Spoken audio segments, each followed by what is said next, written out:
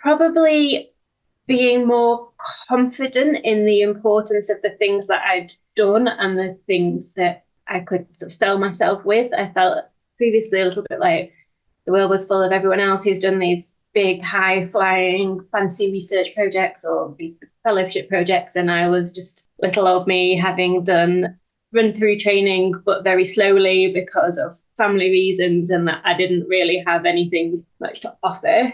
And then actually, by the time I finished the academy, I was like, I have done things and they do matter and people do want them.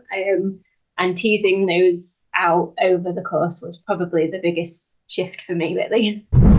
Actually quite calm. And that was because the work I'd done at the time closer to the interview had made it very clear that if anything was going to hold me back in this interview, it was going to be my own mindset and confidence and sort of getting flustered. So I spent the night before and the morning before, rather than trying to remember new things or learn new things, chilled out. I did a bit of cheesy mindfulness and breathing practice before I went in to try and get that mindset calm, because I knew that that was going to be the thing that threw me, if anything. I was actually strangely calm going into it, which was nice.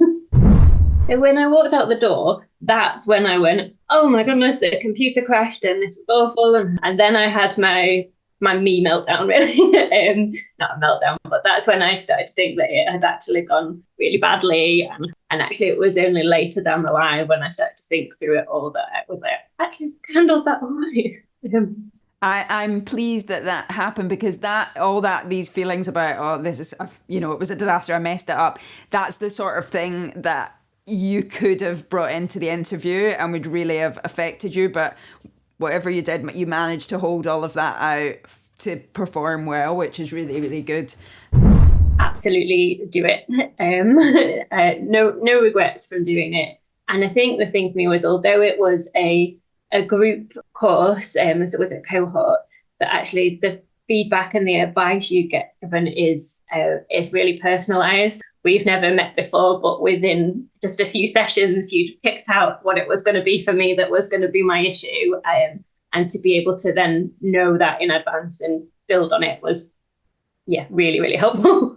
Being part of the group and hearing other people's answers and seeing everything was also really helpful, because there'll be things that some people said and I'm like, yeah, I've done that and I would never have thought of bringing it up before, but actually that's really useful to know. For me, a much better format than sort of sitting in a lecture theatre for a day or something like that.